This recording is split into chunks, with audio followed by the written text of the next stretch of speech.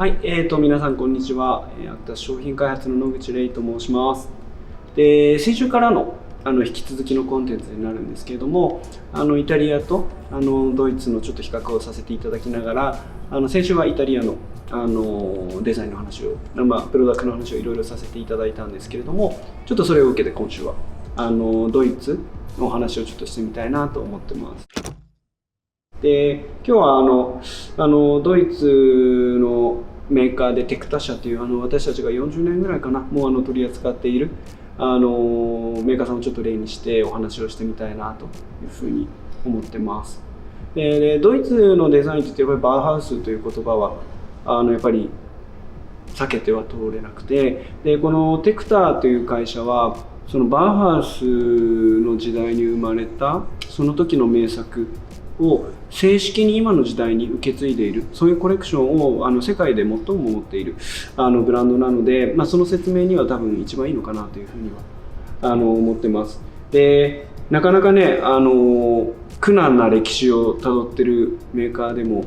あって、もともと東ドイツの方で家具を営んでた人たちなんですね。でなんですけども、戦後東ドイツにいた時に、共産圏の中で彼らがやっていたそのデザイン、モダンなデザインがちょっとやっぱり弾圧を受けてしまう時があるんですね。でブロホイザーさん、アクセル・ブロホイザーさんっていう現オーナーの方とそのお父さんは東ドイツから西ドイツに亡命をして、でそのまま家具の営みを続けていく中でバウハウスが生み出したその美しいデザインに魅了されていって、でさまざまなデザインの復刻もしていきながら今も新しいデザインを作り続けているっていうそういうブランドさんなんですね。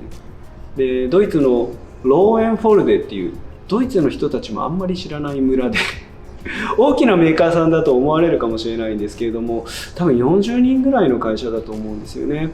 でテクタのデザイン今ちょっとここにあるんですけれども、やっぱり少し木工製品もいろいろあるんですけれどもね、やっぱり工業的な美しさっていうのが印象的な会社なので、大きな大量生産の中で作ってるっていうふうに思われるかもしれないんですけど、彼らはどっちかっていうとその工場の中に工房をいくつか作っていって、一つ一つ手工業的に工業製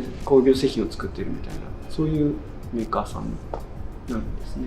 で先週のポラダとはまた全然違う造形がこちらにご覧いただけるんじゃないかなっていうふうに思うんですけど、これがテクタを代表する、アクタスを代表するテーブルの一つであるM21 というテーブルになるんですね。ですごく人気があって、でこの少し変形したこの天板とレッグのバランスとかだったりとか、あとはこういったテーブルっていうのは変形しているので、いろんな人たちが座った時に正対しないんですね。で斜めのコミュニケーションが作れて、より輪が広がりやすいというんですかね、円滑なコミュニケーションが取れるソーシャルなテーブルでもあって、で唯一無二なデザインっていうものも含めてすごくご好評いただいているテーブルなんですけど、このテーブルの誕生にはいろんな実は方たちが関わっていて、今週もすごくマニアックな話になりそうなんですけど、ちょっとこのテーブルの話してもいいですか？もちろんです。はい。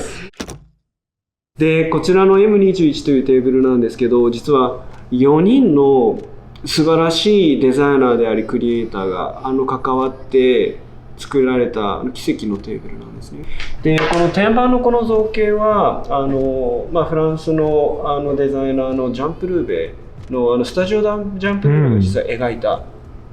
ものなんですね。そうなんですね。はい、そうなんです。でこれに合わさっているこのちょっと変わった形のレッグは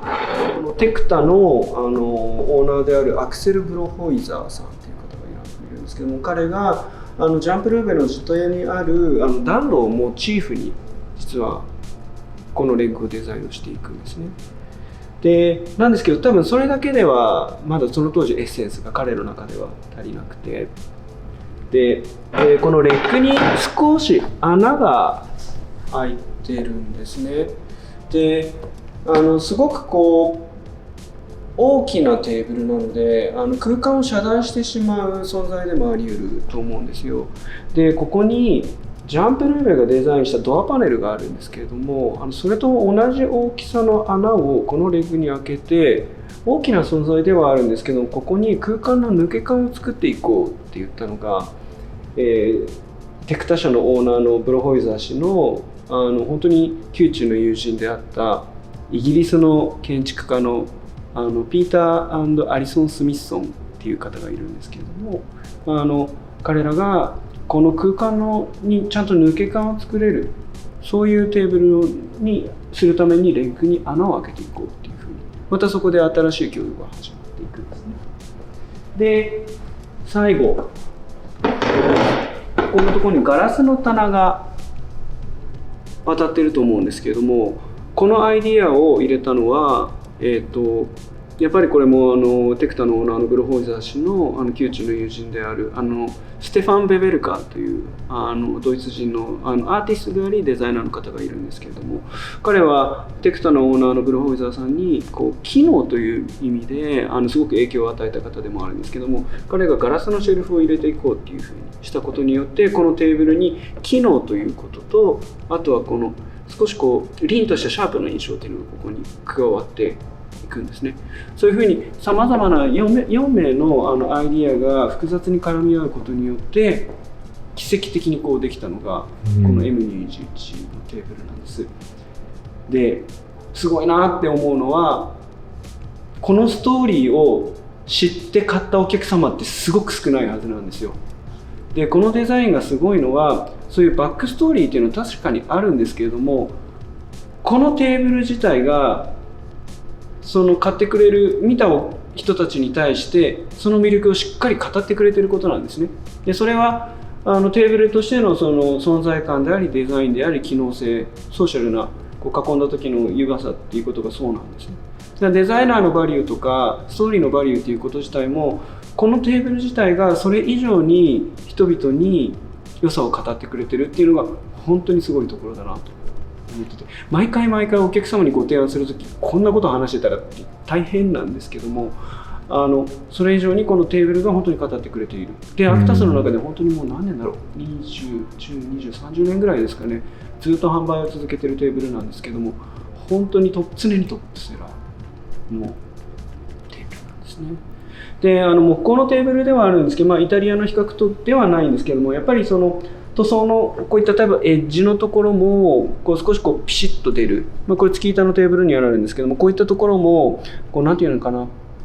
日本の人たちって結構無垢の木が好きなんですけど、逆に無垢にしてしまうことによってこのテーブルが持っている工業的なこの美しさっていうのが失われる部分がやっぱりあるんですね。なんですけど彼らは、無垢のバージョンも確かにこのテーブルにはあるんですけども、私たちはどっちかというとあえて月板のバージョンで販売することによって、このテクタらしい、もしくはこのストーリーから出てきたこのデザイン性がすごく表現できている。なんかイタリア人だったらあんまりこういう多分塗装の感じもちょっと光沢感があるような感じにしないだろうなとか思ってたりとかするんですけども、この辺もなんか文化の違いみたいなことは感じられてしまうわけですよね。であとは椅子の特徴はやっぱり彼らの特徴はこのカンチレバー構造っていう4本足じゃなくて肩持ち構造っていうんですけどね、この片側だけで荷重を支えてくれるそういう構造の椅子が彼らは得意なんですけどね。なので普通テーブルって足4本あるじゃないですか。椅子も足4本あるじゃないですか。足だらけになるんですよねなんですけど、例えばこういうカンチレバーっていうこういう4本の足ではない、こういうレッグの椅子とこういう中央からこういう造形の美しいテーブルを合わせることによって足の盛りにならないっていうのもすごくいいところなんだと思います。ですごいなって思うことちょっと言ってもいいですか？今日何でも話していいってなんとなく聞いてるんででこれちょっとだけ細くなってるんですよね。普通他の丸パイプなんですけれども、ここのね負荷がかかるところがパイプがプチュッと潰れてるんですよ。でこれによってパイプがこういう縦からの荷重に対して強くなってるんですね。これはジャンプルーベとテクタのオーナーのブロホイザー氏が考案したチューバープラーティという構造なんですけど、すごいなって思うのは凡人はですね、これパイプ持たないなって思ったら、パイプの径を太くしたりとか、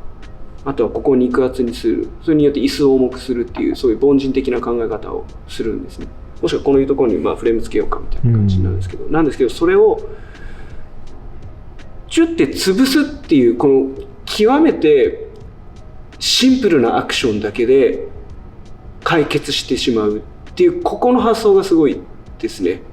しかも造形的にも少しシャープな印象が生まれていくんですよね。で、造形も作り上げていきながら、本当にこのワンアクション、素材を多く使うっていうことだけでもなくて、デザインを殺すわけでもなくて、このワンアクションだけでこのカンチレバー構造が持つ課題を解決した。で、ジャンプルーベがアクセル・ブロンホイザーさんに与えた影響っていうのは、素材が何を言おうとしてるか考えようっていうことだったみたいなんですけれども、なのでこの丸パイプが荷重を持たせるためにどうしてほしいっていうことを考えた時に、少し潰すっていう、これで解決したって、すごいなって思います。この M21 すごくいいのは正面がないっていうことですね。多分ぐるっと見ていただいて、どこも正面のテーブルだと思います。なので少し角度変えてあげてもどんどんニュアンスが変わっていくし、どこから切り取っても違う表情のこの憎たらしい美しさが出るっていうのも、このテーブルの素晴らしいところだなって思います。結構大きいんで、ちょっと小ぶりなタイプの M21 の1っていうものがあったりとか、あとは M21 の1でもちょっと大きいんで、何年か前にそれでも大きいからもうちょっとちっちゃいように作らないって言ってリクエストを出したんですね。ただ全然出来上がってこなくて、で何年か前かな、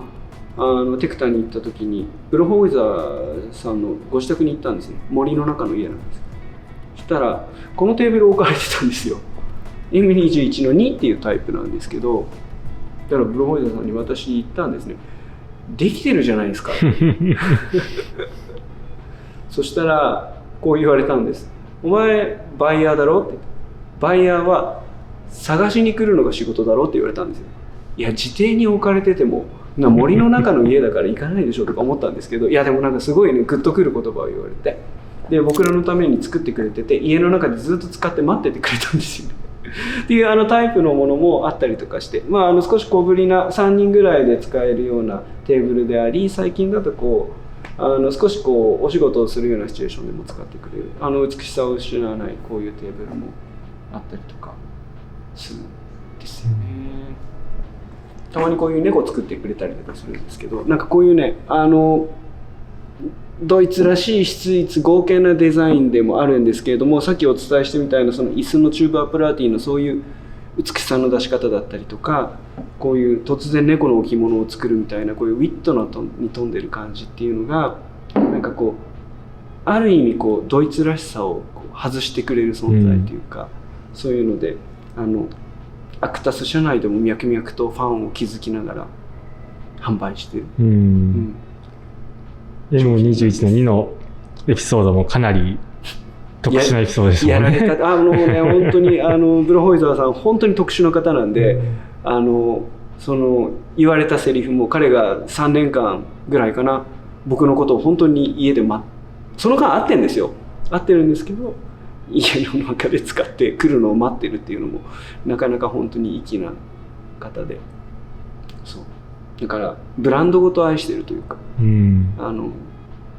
人ごと愛してずっと販売してるテーブルなんですかね。ちょっとなんかドイツの話かどうか分かんなくなっちゃったんですけど、でもなんかいいんですそうだからなんかね、僕らのいいところは北欧もあるし、イタリアもあるし、ドイツもあるしみたいな感じで、いろんなね、なかなかファーって過ぎるだけでは